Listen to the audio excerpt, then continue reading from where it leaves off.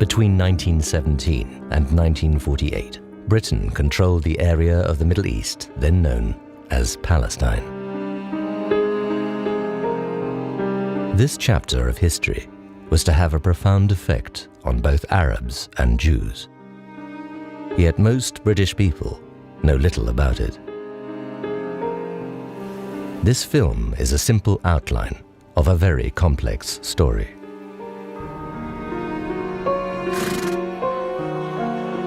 So what took Britain to Palestine in the first place? For centuries, the region had been ruled by the Ottoman Turks. But when the First World War broke out in 1914, the Turks allied with Britain's enemies, Germany, and the other Central Powers. Palestine and the Middle East were regarded as highly strategic to the British Empire because of oil, and also because the Suez Canal controlled the sea route to India. The Middle East was now under the control of Britain's enemies, so Britain considered it vital to defeat the Turks and gain control for the Allies. In 1917, General Allenby and his troops advanced across southern Palestine. And in December, they captured Jerusalem. By the following year, all of Palestine had come under British control. Her troops were to remain there for the next 30 years.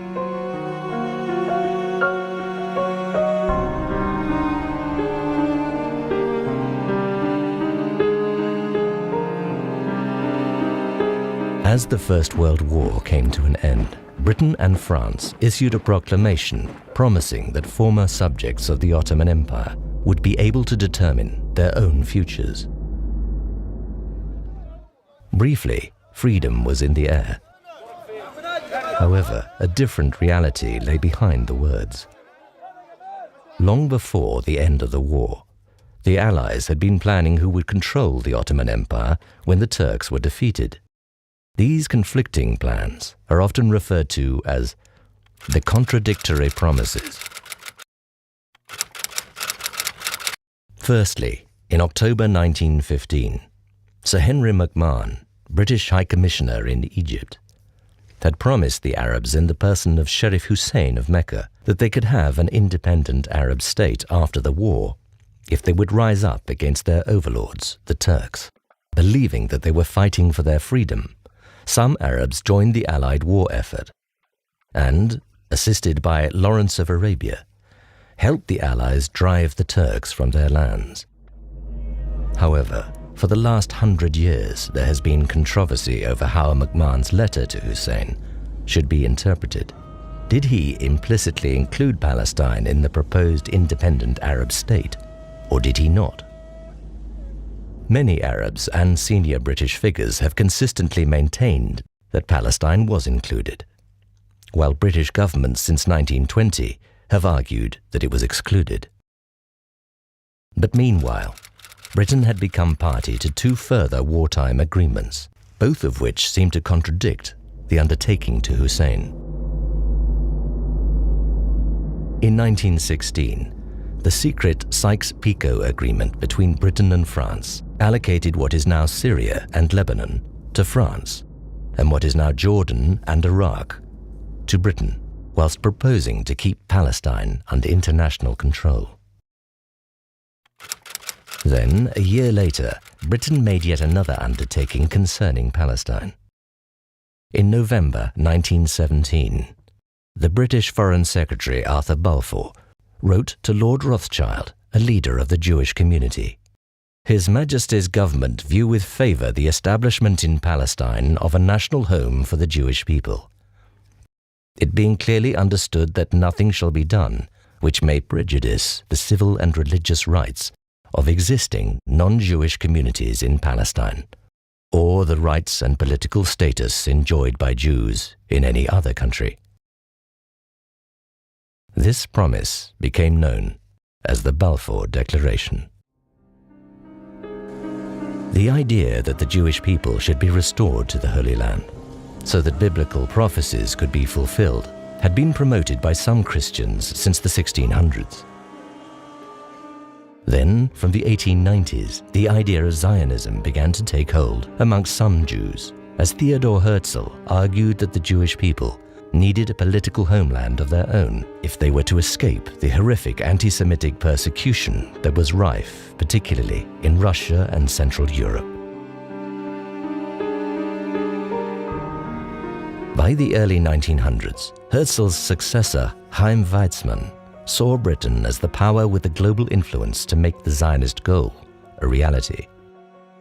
So he set out to convince leading politicians that the Jewish people needed a homeland in Palestine, where they had deep spiritual and historical bonds. The Balfour Declaration was the result. Why did the War Cabinet respond to Zionist pressure in this way? Foreign Secretary Balfour was one of the highly placed Christians in British society who believed that the Jewish people should be restored to the Holy Land. Prime Minister Lloyd George, who also came from a restorationist background, dreamt of putting Israel back on the map. Yet, at the same time, there were strategic calculations for issuing the Balfour Declaration. At this desperate point in the European conflict, the War Cabinet hoped that the promise of a Jewish homeland would win the Allies the sympathies of Jews and their supporters worldwide. However, the British government did not consult the people then living in Palestine about its plans to create a Jewish homeland there. 90% of the population of Palestine were Arabs, who lived together with a small Jewish community. Palestine had been predominantly Arab in culture and language for many centuries. Yet, in private, Balfour wrote, "In Palestine, we do not propose even to go through the form of consulting the wishes of the present inhabitants." The major powers were now committed to Zionism, which he described as being of far profounder import than the desires of the Arab inhabitants. The Balfour Declaration simply stated that the civil and religious rights of the non-Jewish population should not be prejudiced.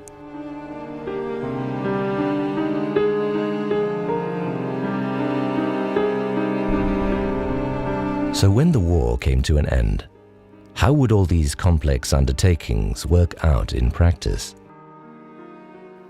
As the Western powers met in Paris to negotiate the peace settlement, Sharif Hussein sent his son Faisal to make sure Britain's promise of independence for the Arabs was not forgotten. But instead, the newly formed League of Nations handed control of Palestine to Britain.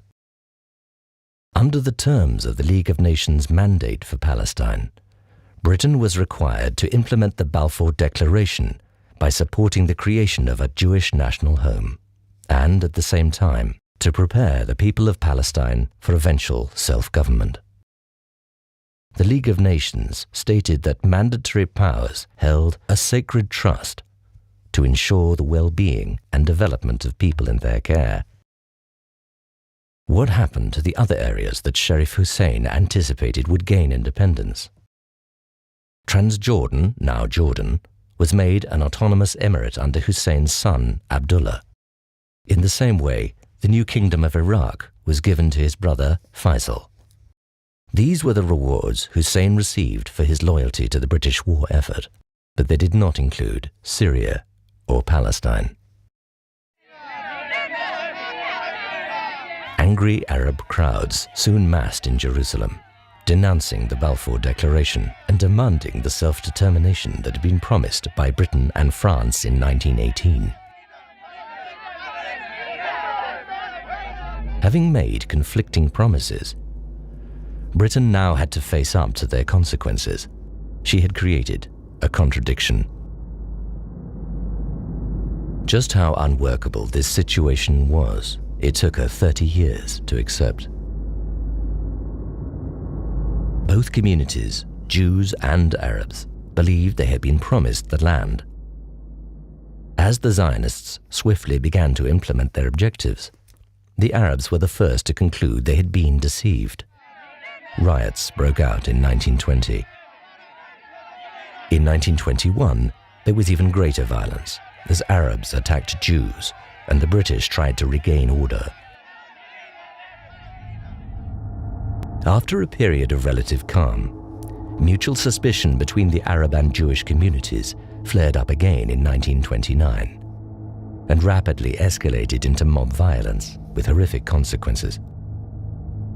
133 Jews and 116 Arabs were killed. Britain's response was slow and inadequate. Calm was finally restored by a show of British force. Meanwhile, the Jewish community was forging ahead under the umbrella of the British Mandate, securing major economic concessions and establishing its own elected assembly and institutions of government. The Arab majority, on the other hand, felt left behind economically and politically. To be granted democratic representation, they were effectively required to accept the Balfour Declaration. But the Arabs rejected this, fearing that a Jewish national home would lead to the creation of a Jewish state in their land. For their part, the British feared that an elected Arab majority would oppose Jewish demands for land and immigration. And so they held back the democratic progress they were supposed to foster under the Mandate. Britain was upholding the first part of the Declaration, to establish a home for the Jewish people.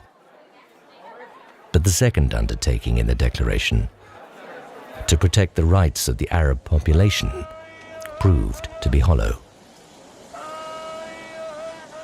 Arab alarm grew still further in the 1930s, when increasing numbers of Jews sought sanctuary in Palestine as the spectre of anti-Semitism grew in Nazi Germany.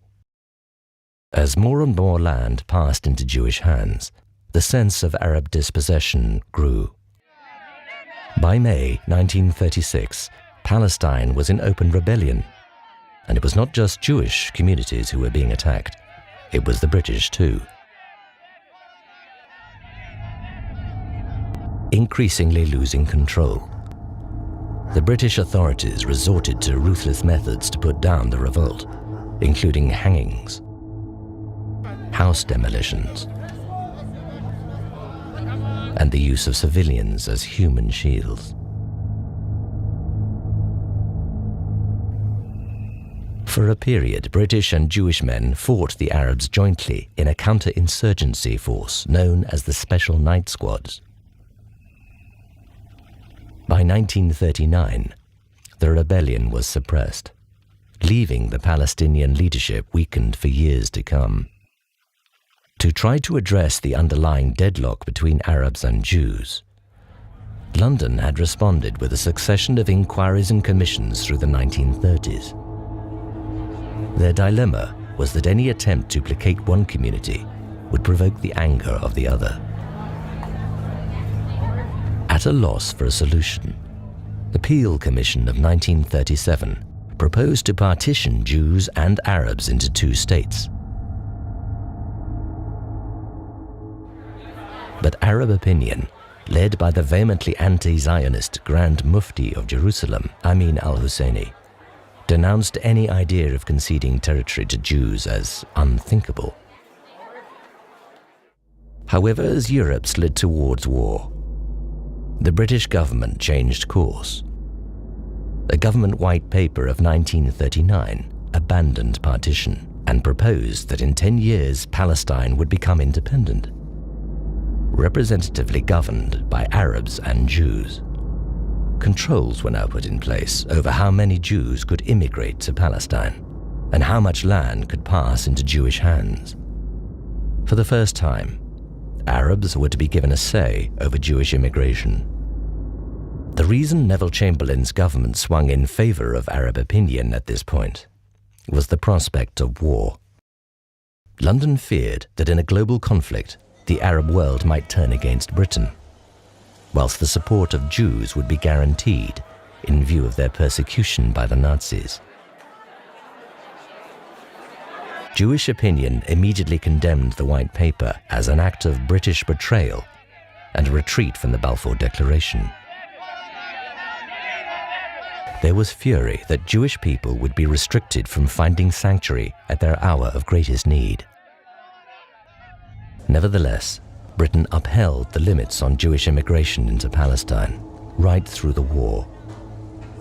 As refugees fleeing the Holocaust were arrested trying to enter Palestine, or were even sent back to Germany, as in the case of the Exodus, the Jewish community turned against Britain and the mandate.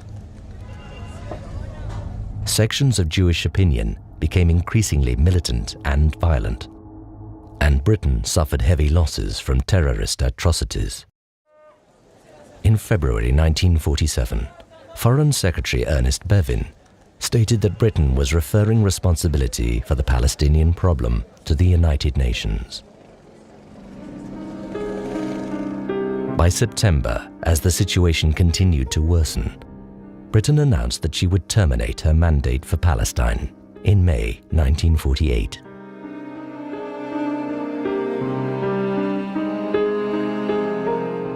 The UN solution to the Palestine problem was partition, but this was again rejected by the Arabs. As British forces beat an ungainly retreat and the mandate came to an end, partition was abandoned, leaving Jews and Arabs to an undeclared war for domination. On the 14th of May 1948, Israel declared itself a state and was immediately recognized by America. The events of this time are known to some as the War of Independence and to others as the Nakba, or the catastrophe, when about 60% of the Palestinian population became refugees as they fled or were expelled. Today's conflict between Israelis and Palestinians had begun.